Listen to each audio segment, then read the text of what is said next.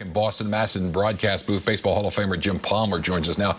Jim, let's talk a little bit about the second and third innings where Chris Tillman had a little bit of a laboring situation there, but was able to pitch out of 2 jams. Well, it seemed like he pitched around enough people to get to Christian Vasquez to get out of the second, and then, he just made some great pitches. I thought he had probably the best fastball, maybe not command of it, best velocity.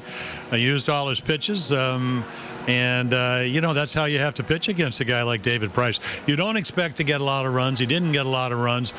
But I always thought when one of my guys hits a 2-run home run at the top of the first, they're going to have to get 3 runs to get a lead. And maybe Tillman thought the same thing because he was really kind of came up big when he needed to today, made some outstanding pitches.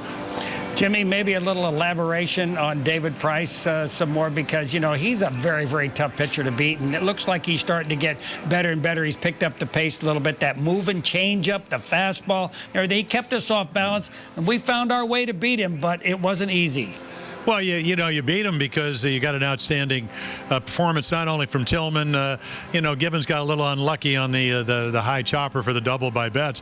But how about Zach Britton? He comes in and, he gets some key outs. But at the end of the day, they spent $217 million, 7-year deal for David Price. And the reason they did that is, number one, even last year, he went 18-5. You think, well, maybe he really didn't have that good a year because he started with Detroit, ended up with Toronto. But, he stays healthy. He's missed 45 days on the disabled list with a tricep problem back in 2013.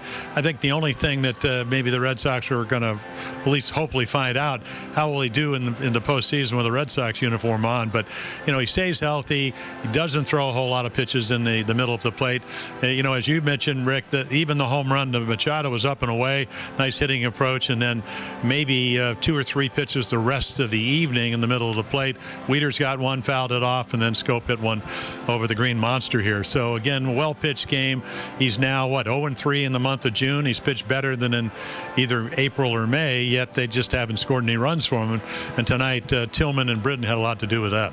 Now, Jim, obviously we talk about Machado and Tillman and Britton, but let's not forget Jonathan Scope, who you just mentioned a couple of seconds ago. I mean, basically his home run's the difference in the ball game. How did you see that ball that went out of the ballpark there? Well, it looked to me it was either a cutter or a changeup to stay in the middle of the plate. And, again, not too many opportunities. I think Jonathan Scope, I kind of mentioned it on the air. Xander Bogaerts, who's a good buddy of him, said, sometimes it looks like he tries to pull the ball, but when he does, this is a good place to hit fly balls to left field.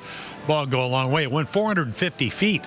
So, again, I think Jonathan Scope's turning out to be one of the great second basemen, at least one of the great young second basemen in baseball.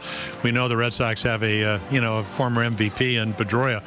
So, again, he's played very well for the Orioles, and I think he's going to even be better defensively. He's about as good as anybody. And, the hitting, the more at-bats he gets, he's getting around, 1,000 to 1,100 at-bats. So I think more comfortable at home plate. We saw that tonight. Well, Jim, as always, we appreciate your comments. Look forward to chatting with you tomorrow night.